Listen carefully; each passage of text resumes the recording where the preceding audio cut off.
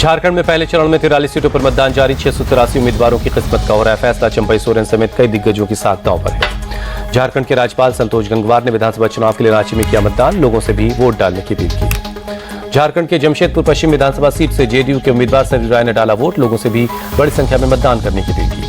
राजस्थान, मध्य प्रदेश, बिहार, छत्तीसगढ़, असम, पश्चिम बंगाल समेत केरल में उपचुनाव के लिए वोटिंग जारी। कुल 31 सीटों के लिए चल रहा मतदान। केरल में वायनाड लोकसभा सीट पर प्रियंका गांधी की किस्मत दांव पर है। राजस्थान की 7 सीटों के लिए उपचुनाव में कुल 69 प्रत्याशी मैदान में हैं। बिहार में उपचुनाव बना सेमीफाइनल। बिहार की 4 विधानसभा सीटों के लिए चल रहा मतदान। एमपी के सीहोर की बुधनी सीट पर विधानसभा उपचुनाव जारी। केंद्रीय मंत्री शिवराज सिंह चौहान के बेटे कार्तिकेय चौहान ने मतदान किया।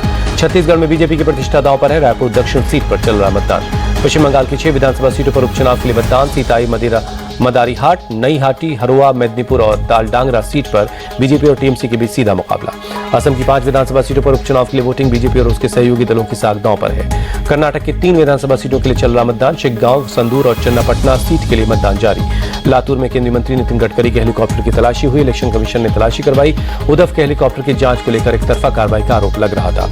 उद्धव ठाकरे के हेलीकॉप्टर की हुई तलाशी तो उद्धव ठाकरे बोले बार बार तलाशी लिया जाना गलत है। महाराष्ट्र में पीएम मोदी का धुआंधार प्रचार। सोलापुर में विपक्ष पर बरसे। कहा सबको पता है अघाड़ी में कैसी भगदड़ मची है। सीएम पद के लिए खींचतान मची है।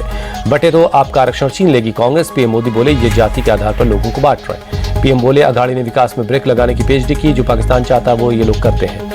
सीएम योगी का मल्लिकार्जुन खड़गे को जवाब। कहा मैं एक योगी, मेरे लिए देश पहले, लेकिन कांग्रेस के लिए तुष्टिकरण। महाराष्ट्र में सीएम योगी ने दोहराया बटेंगे तो कटेंगे का नारा। कहा हिंदू इसलिए कटे थे क्योंकि बटे थे, इसलिए कहता हूं एक रहिए। मोदी योगी के नारों से नाराज है कांग्रेस नेता अशोक गहलोत। कहा ये देश को विभाजित करने की कोशिश कर रहे हैं। बीजेपी कब तक धर्म के आधार पर वोट मांगती रहेगी।